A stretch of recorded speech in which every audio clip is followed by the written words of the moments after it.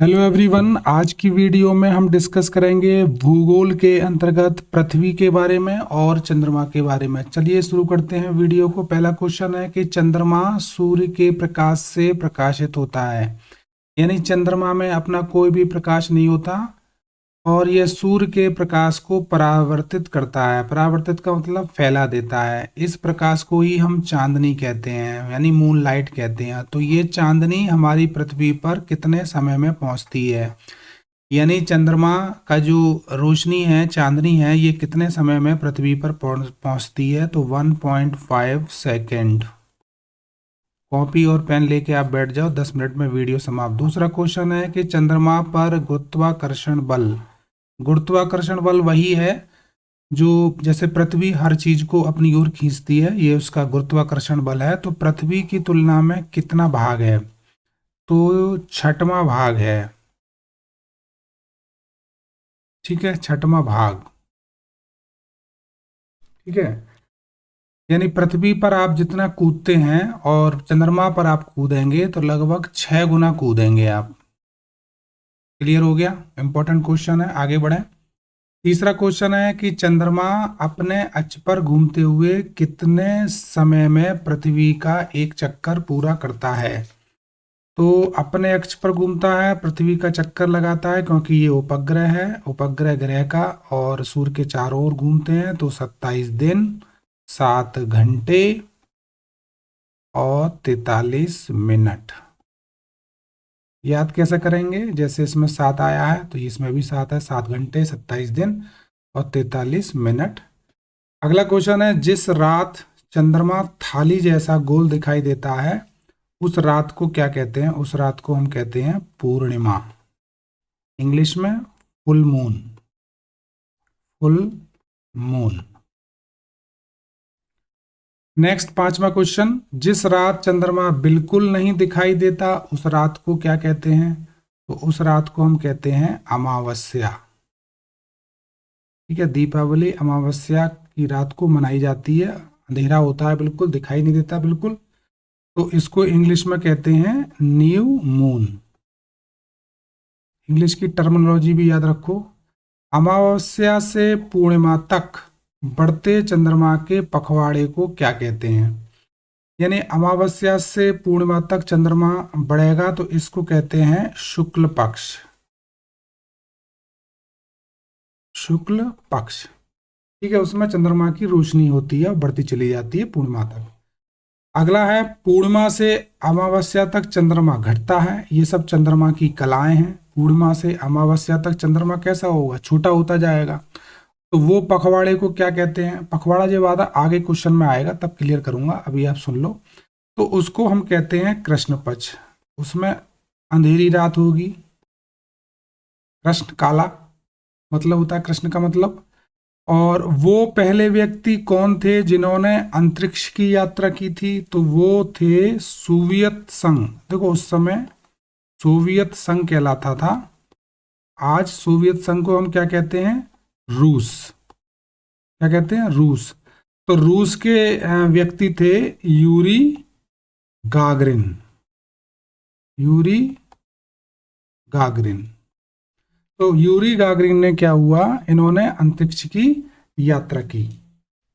आगे बढ़े। अगला क्वेश्चन है नमा कि 12 अप्रैल 1961 को किस अंतरिक्ष यान से यूरी गागरिन ने पृथ्वी की परिक्रमा की? तो वो केवल ये पूछा है कि यूरी गागरिन ने अंतरिक्ष यान का नाम पूछा है जिससे इन्होंने पृथ्वी की इस यान से यूरी गागरिन ने पृथ्वी की परिक्रमा की।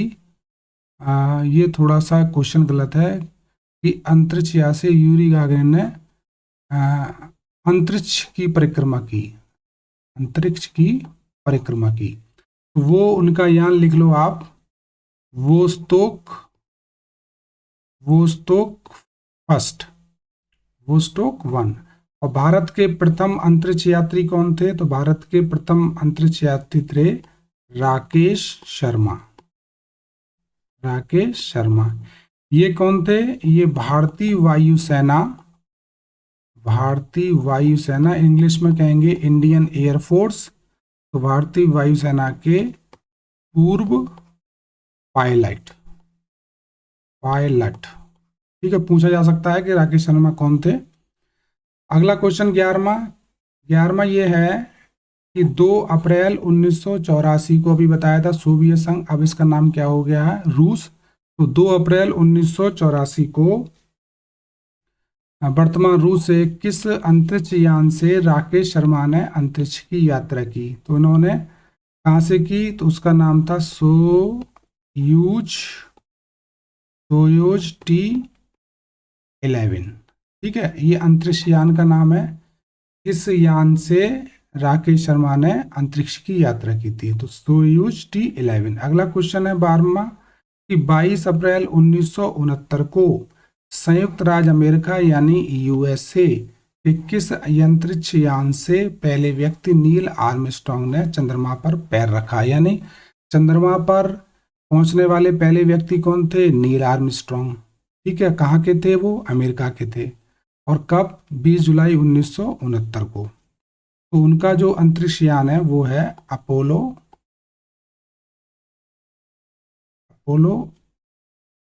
11। ठीक है, अपोलो 11। आगे बढ़ते हैं, 13वां क्वेश्चन लेते हैं। जब सूर्य, पृथ्वी और चंद्रमा एक सीधी रेखा में होते हैं तब यह स्थिति दशा क्या कहलाती है। तो यह स्थिति कहलाती है सिजगी। और जब सूर्य और पृथ्वी के बीच में चंद्रमा आ जाता है तो यह क्या कंडीशन कहलाती है, इसको हम कहते हैं युति। ठीक है, आगे बढ़े। अगला क्वेश्चन है, जब सूर्य और चंद्रमा के बीच में पृथ्वी आ जाती है तो उस स्थिति को क्या कहते हैं, उस स्थिति को कहते हैं हम व्युति। ठीक, 16वां क्वेश्चन पर 15 दिनों की अवधि क्या कहलाती है। जी हम बार बार कह रहे थे ना, 15 पखवाड़ा आ रहा था तो उसको हम कहते हैं पखवाड़ा। 15 दिन की अवधि क्या कहलाती है, पखवाड़ा। अंग्रेजी में कहते हैं इसको फोर्टनाइट। पखवाड़ा याद रखिए, 15 दिन का टाइम। आगे बढ़ते हैं, 17वां क्वेश्चन।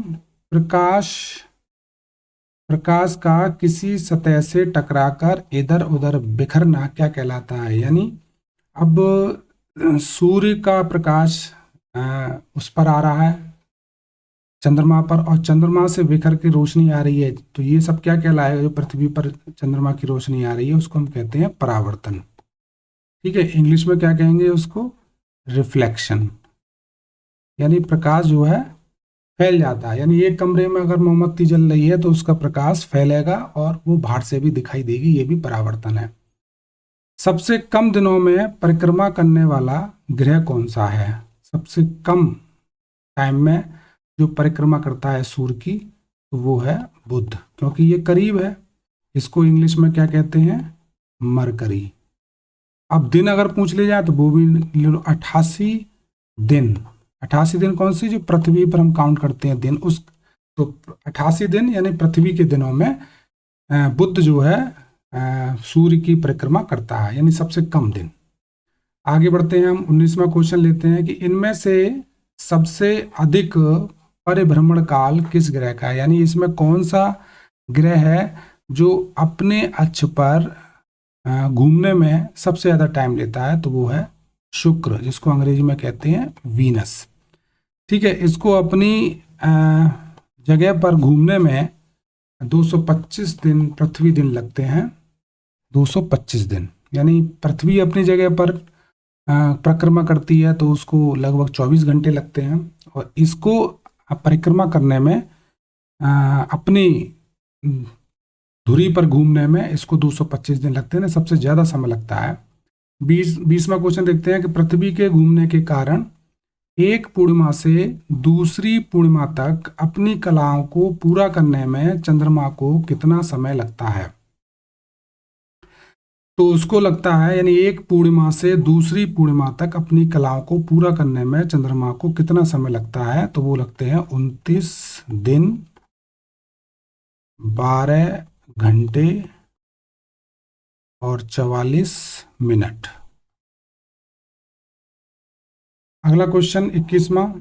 जब सूर्य और पृथ्वी जब सूर्य और पृथ्वी के बीच में क्या आ जाता है, चंद्रमा आ जाता है, तो इस दशा में चंद्रमा की छाया पृथ्वी पर पड़ती है, तो इस स्थिति को क्या कहते हैं, इसको कहते हैं हम सूर्य ग्रहण।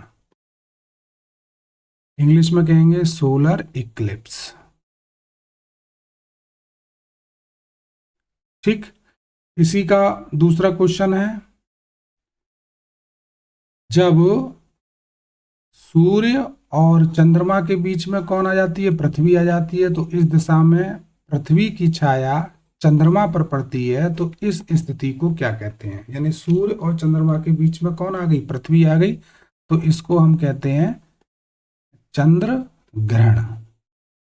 चंद्र ग्रहण यानी ल्यूनर इक्लिप्स।